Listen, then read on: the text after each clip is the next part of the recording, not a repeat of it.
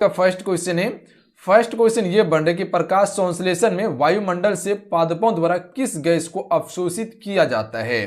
देखिए अगर इन सेट में किसी भी क्वेश्चन का आंसर पता हो तो अपना आंसर आप सभी नीचे कमेंट बॉक्स में बता सकते हैं। चलिए बताएंगे आप सभी। तो फ्रेंड आप सभी को पता होंगे जब अवशोषण करने की बात किया जाए तो कार्बन डाइऑक्साइड अवशोषित किया जाता है, ध्यान रखिएगा। ऑप्शन नंबर सी इसका राइट आंसर रहेंगे, ध्यान रखिएगा आप सभी, ये चीज क्लियर है। अगर छोड़ने की बात किया जाए तो वो क्या छोड़ेगा, ऑक्सीजन छोड़ेगा। कार्बन डाइऑक्साइड अवशोषित करता है, ऑक्सीजन को क्या करता है, छोड़ता है, ध्यान रखिएगा। प्रकाश संश्लेषण के दौरान कौन करता है, पौधा करता है। तो ये चीज क्लियर है आपका। अगला क्वेश्चन देखिए, क्वेश्चन नंबर 2 है। क्वेश्चन है कि भारी जल को भारी कहा जाता है क्योंकि, भारी जल को भारी क्यों कहा जाता है। चलिए क्वेश्चन नंबर 2 के लिए आपसे राइट आंसर बताएंगे। इस क्वेश्चन का राइट आंसर क्या हो जाएगा, तो right answer option number D हो जाएंगे। इसमें हाइड्रोजन का भारी आइसोटोप होता है, इसीलिए भारी जल को क्या कहा जाता है फ्रेंड, भारी कहा जाता है, ध्यान रखिएगा। अगर एग्जाम में आपसे इससे क्वेश्चन पूछ लिया जाए कि भारी जल का सूत्र क्या होता है तो याद रखिएगा D2O भारी जल का सूत्र होता है। रासायनिक नाम ड्यूटेरियम ऑक्साइड होता है। इसकी खोज कब की गई थी, 1931 में। भारी जल की खोज जो की गई थी 1931 में किसके द्वारा किया गया था, तो ये चीज पे भी याद रखिएगा हेरोल्ड ऊरे के द्वारा किया गया था, ठीक है। और ये भारी जल उत्पादन पहली बार जो हुआ 1932 से हुआ था, ये चीज पे याद रखिएगा। और कुछ रिएक्टर में हम सभी इसे मंदक के रूप में भी उपयोग करते हैं, किसका, भारी जल का। अगला क्वेश्चन देख लीजिए, निम्नलिखित में से कौन सा नक्षत्र नहीं है। देखिए क्वेश्चन के साथ में कुछ फैक्ट करते चलिएगा तो वो आपका कॉन्सेप्ट बनते चल जाएगा। एक क्वेश्चन के साथ में 3-4 क्वेश्चन का आंसर आपको मिल जाता है। निम्नलिखित में से कौन सा नक्षत्र नहीं है, तो यहां याद रखिएगा आप सभी ऑप्शन में ए इसका राइट आंसर रहेंगे, ध्यान रखिएगा। प्लूटो ये नक्षत्र नहीं है, नक्षत्र मंडल नहीं है, ध्यान रखिएगा आप सभी। ये क्या था, ये एक ग्रह था जो कि अभी इसे बौना ग्रह का दर्जा दिया गया है 2006 में। इसे ग्रह की कैटेगरी से हटा दिया गया है। पहले 9 ग्रह था, अभी 8 ग्रह है, इसको हटा दिया है 2006 में। जबकि सप्तऋषि, ओरियन और लियो मेजर ये सभी क्या है आपका, ये नक्षत्र है, ध्यान रखिएगा आप सभी। इसमें कुल 7 तारा है, इसमें कुल 8 तारा है और इसमें जो है फ्रेंड ये कुल 13 चमकीला तारा है। ये जो है 12वां सबसे बड़ा नक्षत्र है, लियो मेजर। अगला क्वेश्चन देखिए, दही किस जीवाणु के कारण बनता है।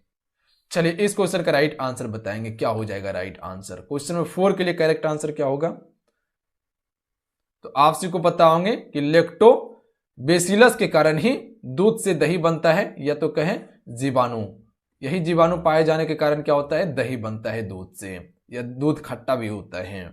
अगला क्वेश्चन देख लीजिए, क्वेश्चन 5, अपवाह जल का रासायनिक सूत्र क्या है।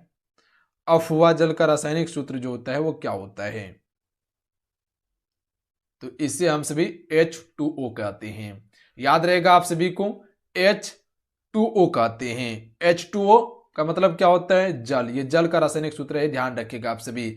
अगर क्वेश्चन आप सभी से पूछ लिया जाए कि N2O का रासायनिक नाम क्या है, तो नाइट्रस ऑक्साइड N2O। अगर Na2O के बारे में पूछा जाए तो इसका रासायनिक नाम क्या है, सोडियम ऑक्साइड, क्लियर है। MgO का रासायनिक नाम क्या है, मैग्नीशियम ऑक्साइड, ध्यान रहेगा आप सभी को।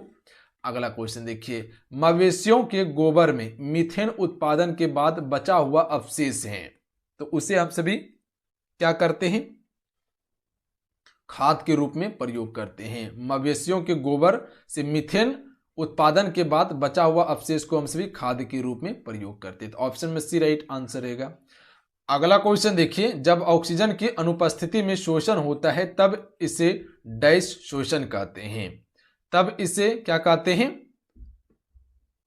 तब इसे अवायवीय शोषण कहते हैं। ऑप्शन में ए राइट आंसर हो जाएगा। इसे हम सभी व्यायाम भी कहते हैं, ध्यान रखिएगा, व्यायाम भी कहते हैं।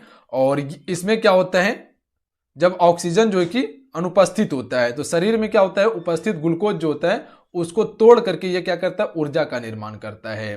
तो ध्यान रखिएगा आप सभी।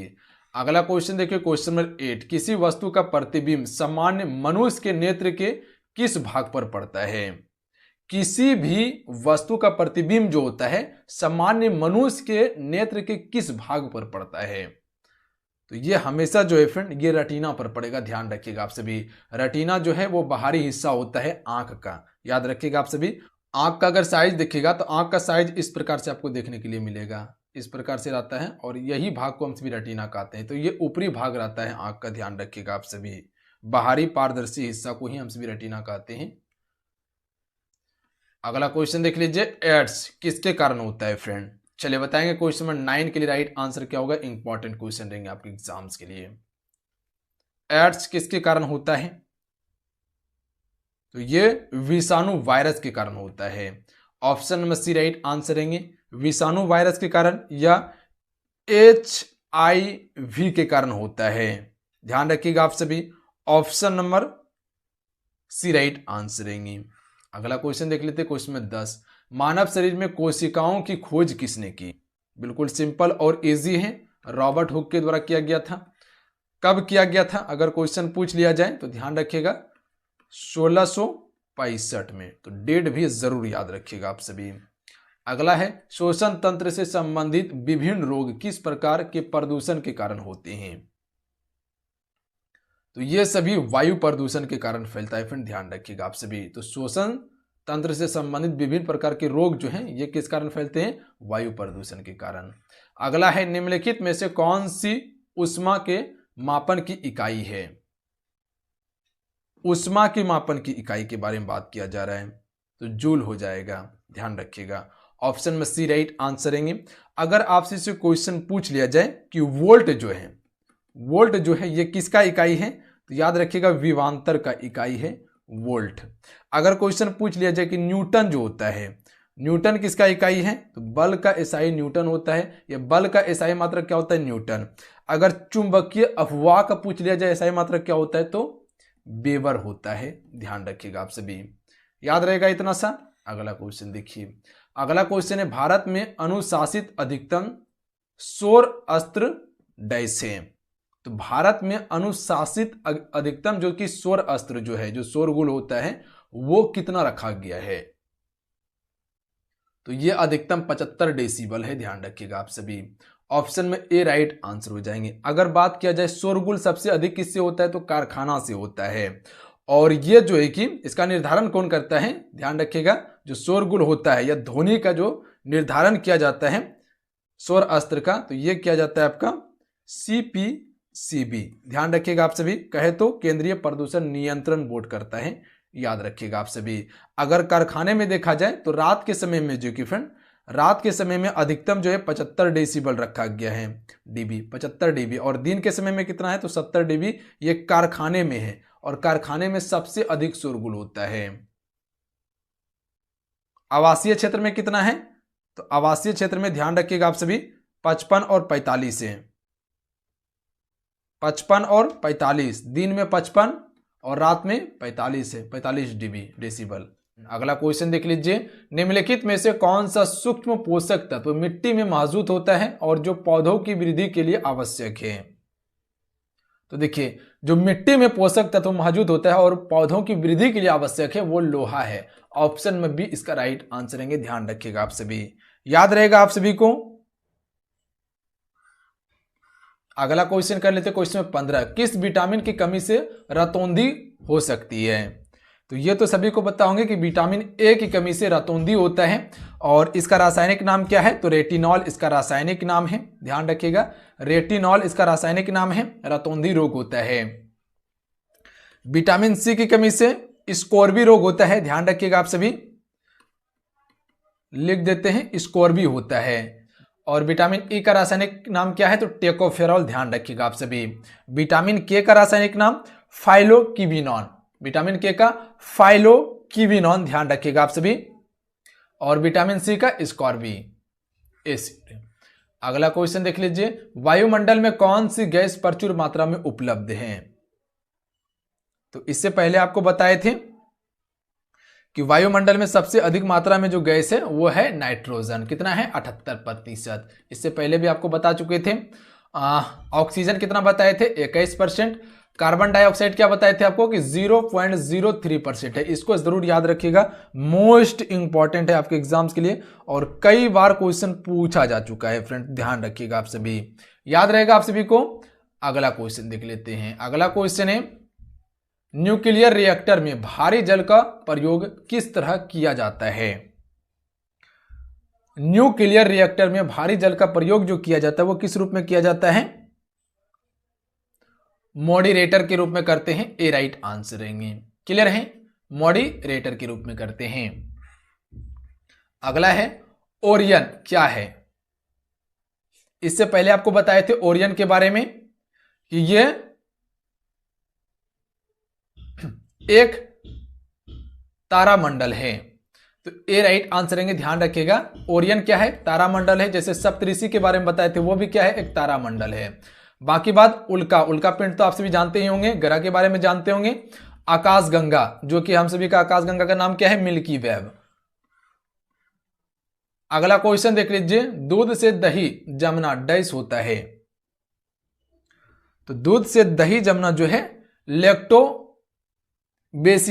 बैक्टीरिया के कारण जो है कि दूध से दही बनता है, ए राइट आंसर रहेंगे। अगला देख लीजिए, नमक का रासायनिक फार्मूला क्या है।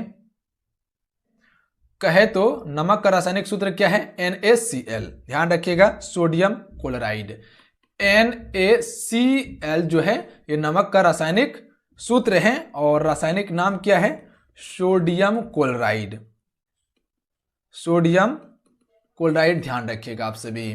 अगला देख लीजिए, यूरिया उर्वरक डैश है। चलिए इस क्वेश्चन का राइट आंसर बताएंगे। यूरिया उर्वरक डैश है, नाइट्रोजनी है। ध्यान रखिएगा आप सभी, ए राइट आंसर रहेंगे। अगला देख लीजिए क्वेश्चन नंबर 22, प्रकाश संश्लेषण की प्रक्रिया के लिए क्या जरूरी है।